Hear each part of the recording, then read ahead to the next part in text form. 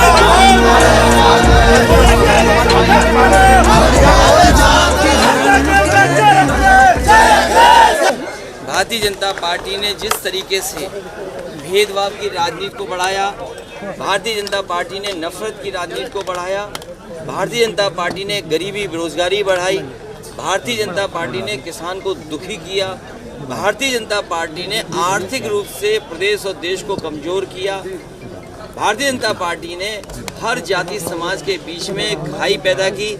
इन तमाम चीज़ों को लेकर के गोंडवाना जनसंदेश जनता के बीच में यात्रा पर निकले।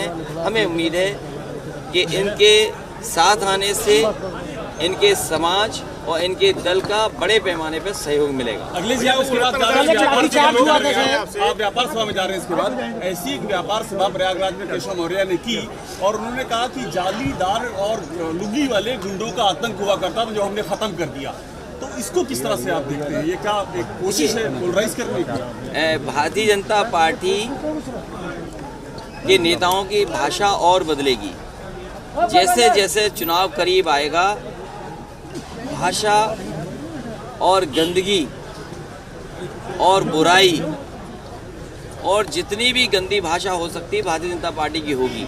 क्योंकि आज अगर उनसे ये पूछा जाए कि व्यापारी की आमदनी आधी हो गई है, व्यापारी की आमदनी मुनाफा आधा हो गया है, और जिस तरह के फैसले भारतीय जनता पार्टी ने लिए हैं उससे महंगाई दोगुनी हो गई है। अगर आमदनी आधी है, मुनाफा आधा हुआ है और महंगाई दोगुनी हो गई है, तो ना किसान खुशहाल हो सकता है, ना व्यापारी खुशहाल हो सकता है। और इनके फैसलों से, चाहे वो नोटबंदी रही हो, चाहे जीएसटी रही हो, या सरकार में जिस तरीके का भ्रष्टाचार है, आज हर वर्ग के लोग परेशान हैं। जहाँ तक पहनावे की बात है, जहाँ तक और तमाम सवाल उठाए जा रहे हैं, चुनाव से पहले भारतीय जनता पार्टी को अपने संकल्प पत्र में पन्ने पलटने चाहिए और उन पन्नों को पढ़ना चाहिए कि जनता में कौन सा वादा उन्होंने किया था। उनका हर एक वादा जुमला निकला, हर एक जनता को, हर वर्ग को धोखा दिया। इसलिए उत्तर प्रदेश की जनता ने मन बनाया है कि इस बार योगी सरकार नहीं होगी, उत्तर प्रदेश में योग्य सरकार होगी जो उत्तर प्रदेश को खुशहाली के रास्ते पे ले जाएंगे। और मुझे लगता है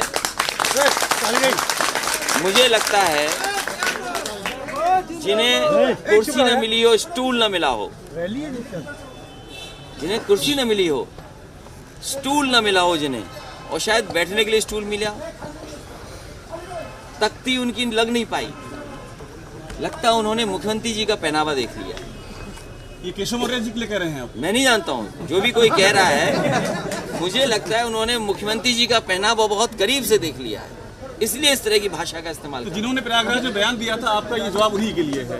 देखिए, जो पहनावे पे बात कर रहे हैं, जो सवाल आपने पूछा है, मुझे लगता है उन्होंने मुख्यमंत्री जी का पहनावा देख लिया है, इसलिए कुछ ज्यादा इस तरह बोल रहे हैं। क्योंकि उनका झगड़ा, अरे उनका झगड़ा विपक्ष के लोगों से नहीं है, उनका झगड़ा तो उनके अंदर अपने लोगों से है।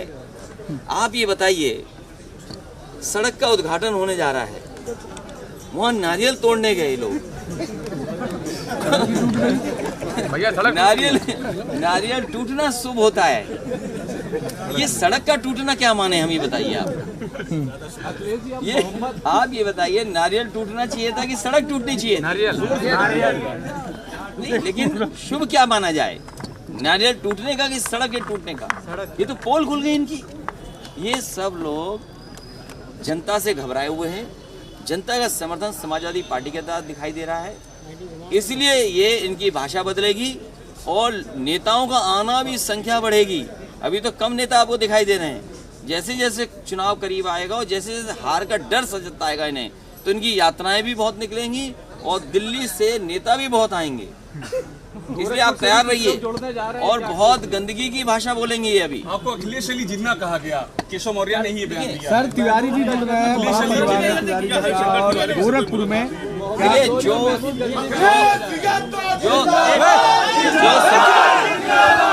जो समाजवादी पार्टी में आना चाहेगा, जो समाजवादी पार्टी में आना चाहेगा उसका स्वागत है। मान लीजिए आज गौडमाना जनता संदेश निकल रहा है, जनता के बीच में गौडाना पार्टी के सदस्य लोग जाना चाहते हैं, तो पार्टी ने उनको स्वीकार किया और उनका समर्थन कर रही है पार्टी।